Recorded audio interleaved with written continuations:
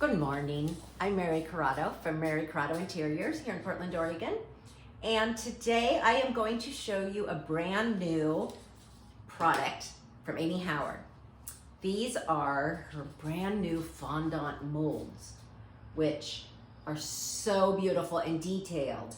These will take a plain piece of furniture, a plain mirror frame, a box, a vase, a lamp, whatever you want to embellish. You can make your little embellishments out of these molds, glue them to your piece, and paint right over them. Now, I have the vintage Swirls, is this one with these leaves. And this one is Royal, F-L-E-U-R, Flower. My French accent is terrible, but this is a beautiful embellishment that I am going to put, actually both of these together, on a mirror frame. Let me show you how we get started.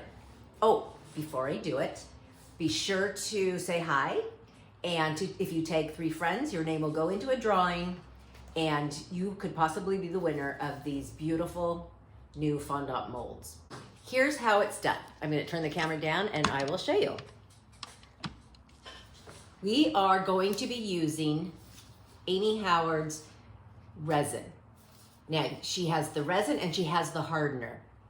And you use both of these to pour into your molds, and out pops your beautiful finished product.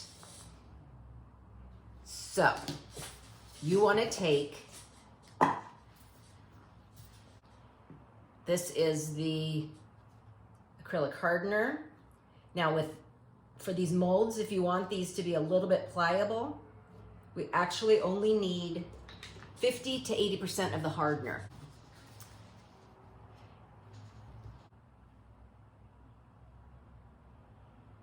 Now that I have both the hardener and the resin itself, you want to set your timer for 3 minutes and carefully stir the two together. I think it's been about 3 minutes. Let's go ahead and pour into our molds. Now I would just carefully start pouring. This is self-leveling.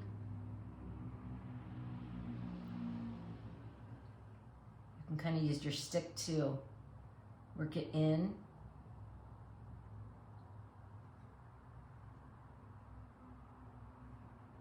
I also found it helped that when I poured these the other day, I kind of used this as a squeegee, and any leftover went onto this mat, which is a very good thing, because then it just dries and pops right off.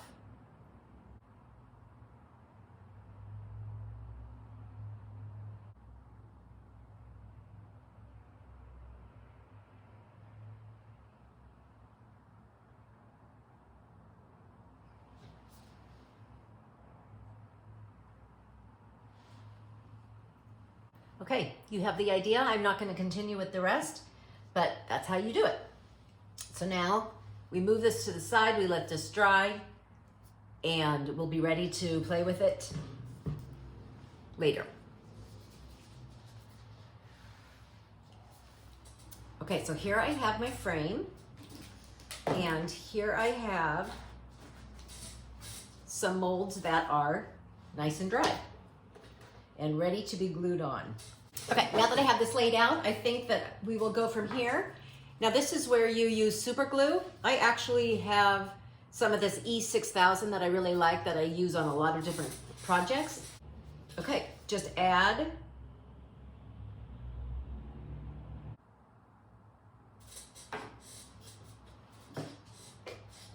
line it up with my center mark.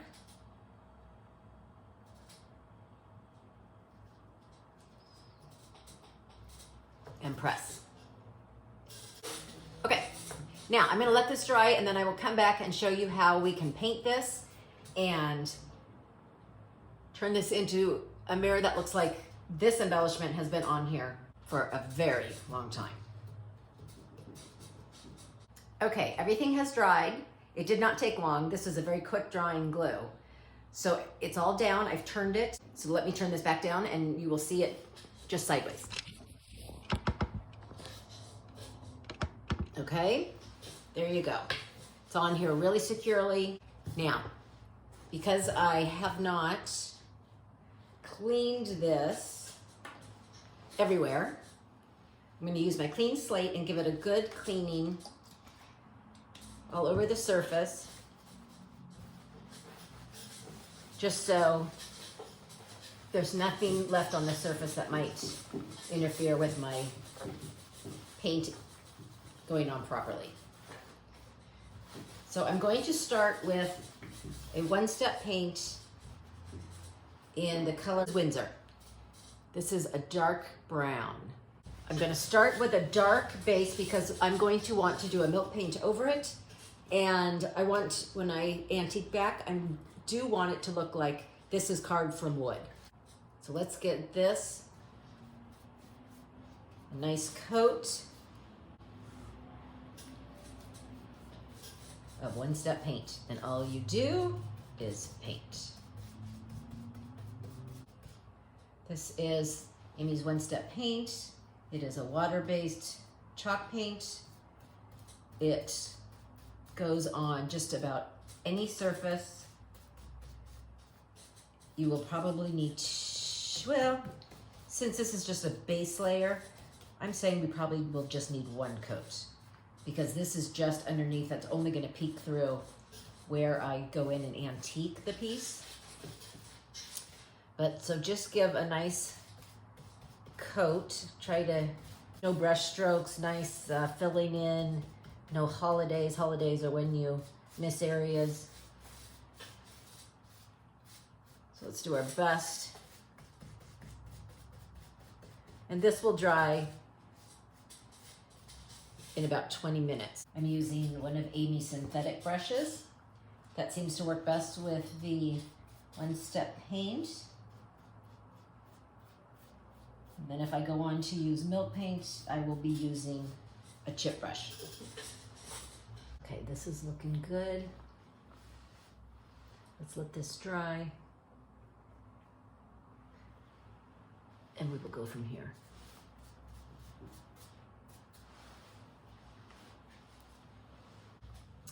Okay, you can see the Windsor dried and I added one coat of cracked gesso. Now you mix this to the consistency of sour cream and you just brush it right on. Easy to do. Just give it 100% coverage. It will look like this, but it will dry much whiter. So once this is dried, then we will go on and use some milk paint. So as you can see, the cracked gesso has dried and now it's time to move on to mixing our milk paint. Now I'm going to use two different colors, the Marche gray. I would like, it's a little bit lighter than the Scandinavian gray. So I'm going to do the Marche gray just on this embellishment to give it a little highlight, and then I'm going to do the darker everywhere else. So to mix our milk paint, you do equal parts milk paint and water. Just a warm tap water is great. And we're not going to need much. This is probably more than plenty. But add some water, give it a good stir. I like to stir it into a paste and then continue to add water. You can always mix it the night before and leave it out. You can also mix it and put it in the refrigerator for up to 2 weeks. It is a milk-based product. It will only survive for up to 2 weeks. Because it's milk, it can spoil. Okay. So let's get this mixed, let's get the darker mixed, and we will start to paint. When you are mixing your milk paint, the powder is the color of the actual paint. When you add the water to the powder, it turns quite a bit darker, but it will dry back down to a much lighter color. Well, the color that it is dry. So that's how you can gauge your colors, by looking at it dry. I'm going to use a small brush just for this area.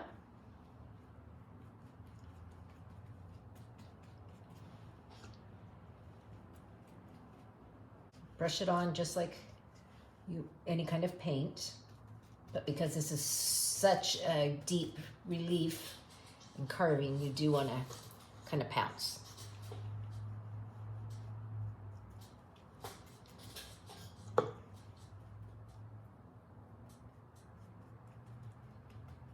This takes about half an hour to dry. You can also use a hair dryer to speed things along, which I am going to do here.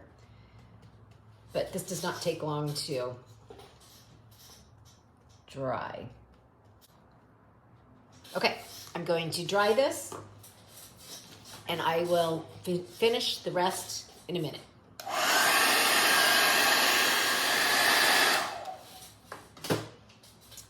Okay, you can see how much lighter that is now.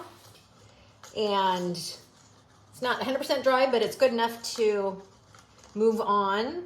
I am now going to do the darker of the two milk paints, the Scandinavian gray. And I'm going to start to paint the frame.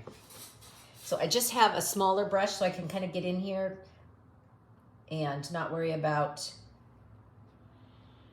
making a mess over my overlay. I'm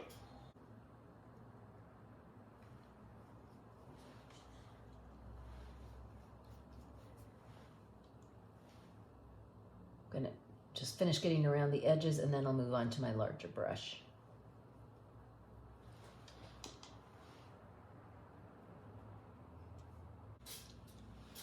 Okay, let's move on to our larger brush, finish the frame itself, and then we'll let this dry.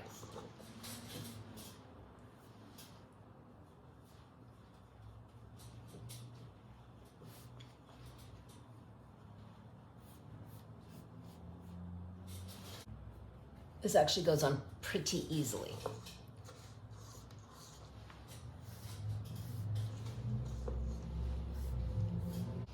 I'm now going to dry all of this, and once this is dry, I will come back, but see how these lighter areas are already drying, so you can see how this will once again turn back into a lighter gray color. But when this is all dry, I will come back and show you. So here we have our antiquing glaze, a cup of water, and another cup to pour some of the antiquing glaze in. And I also have a seawool sponge that I'm just going to dip in the water to soften it and get it back to its natural state of really soft. So let's pour some antiquing glaze in there. Let's soften up our sponge, and then we dip into the antiquing glaze. Now let's take our sponge and just start to wet our piece. I'm not taking any away at this time. I'm just covering the piece with antiquing glaze because it does darken the paint and creates a little more depth of color.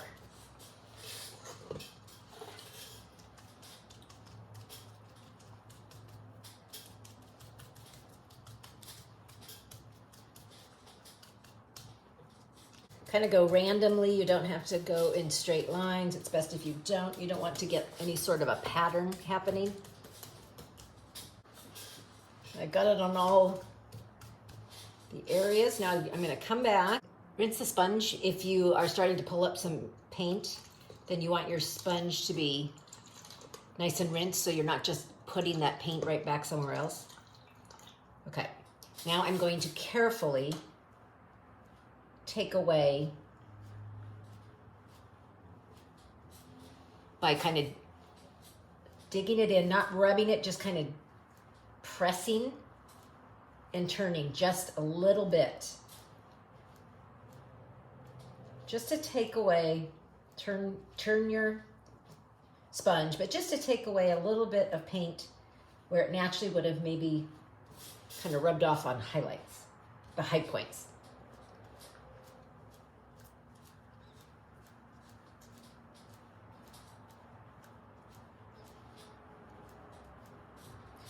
Now I'm going to do it a bit on the edge. You can go in and take off as much as you like or as little as you like. Sometimes I like it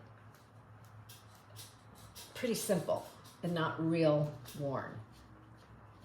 It will get age with a little bit of it disappearing and with our waxes and dust of ages. Can you see it's just kind of a bit on the high points, maybe a bit in the corners, on the edges, inside edge, outside edge.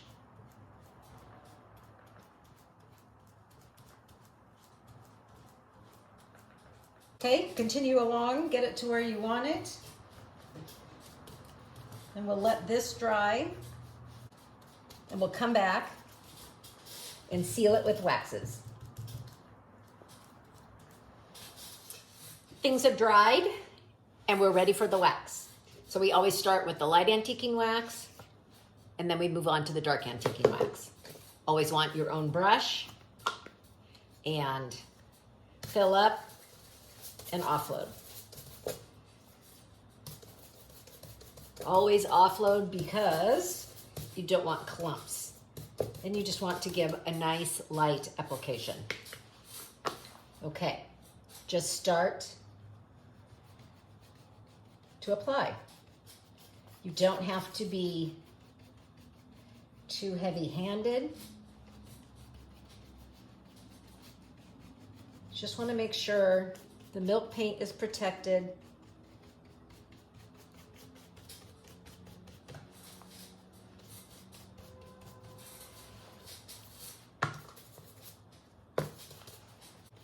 And the wax will also, if you don't put 100% coverage on every part of it, it will get into the milk paint and create some depth with the color. If you can see that in here.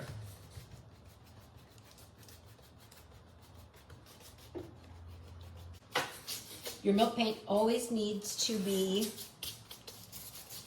sealed. This is a water-based paint. If you don't seal it, you could wash it right off. So make sure you always seal it, whether it's with waxes or even just a matte sealer would be fine. If you don't want a lot of variation in color with what the wax does, then I would use a matte sealer. But I have to say the wax brings out some more beautiful variation and aging. This light antiquing wax is made with beeswax and carnauba wax. It is a tough finish and it will bring just a beautiful soft sheen once you buff. Make sure you feel it on there. You don't want it too thick, but make sure you can feel it. And we're gonna let this set up for about 20 minutes. That's when it comes to tack. I'm going to dry it with a hair dryer and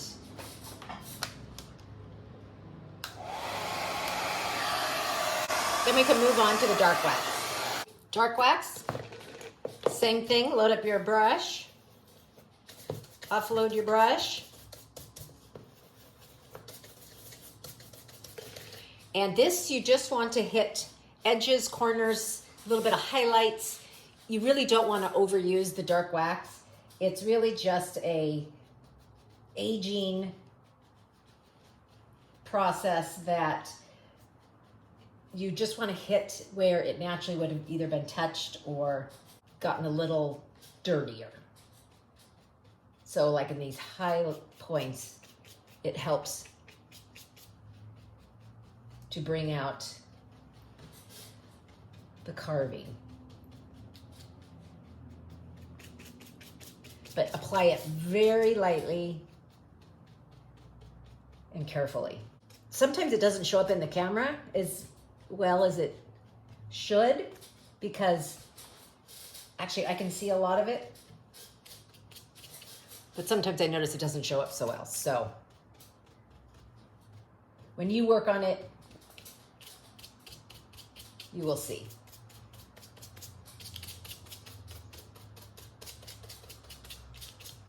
Go slowly, you can always add more,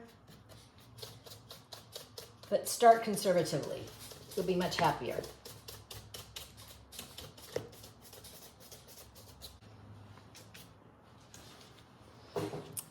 Okay, that's good. I'm going to let this come to tack, and we will work on our dust of ages, and then we will be done. Okay, for the dust of ages, this is the final step, and this is what really ages a piece. It gets into, it's a fine dust. It gets into all the nooks and crannies, and it even actually works with the waxes and creates a nice finish after you buff. It just gives it a really beautiful, authentic, kind of dirty look, yet in a very subtle way. It's really beautiful.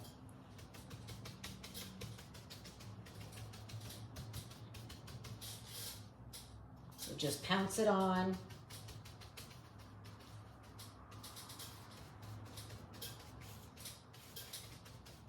You can wear a mask if you need to. It's clearly dusty.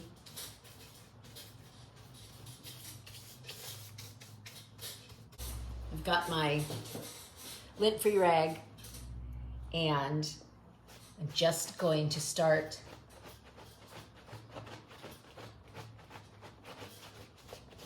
buffing. Now I'm going to take some of this out.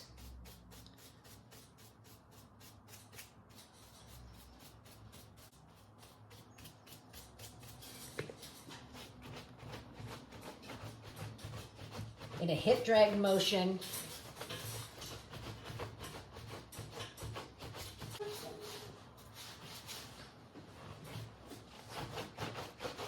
I'm going to take a clean brush. I don't want all of that in there. I want some of this out. So I'm going to get some of that extra dust out of there. I want some, but I don't want all of it. And here we have it. Let me take this off.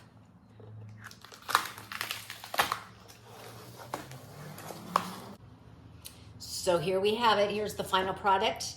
Sorry it's sideways. It's just the easiest way to do it. I will take an after shot, but look at how this looks like it's always been there. It's quite impressive. And enjoy researching. There are so many different ones. They're all beautiful. They all are different. And see what you can do with yours. So thank you for watching. I hope you enjoyed learning how to use the molds and Amy's resin and different paints to create something completely new and beautiful. We will see you next time. Take care. Bye-bye.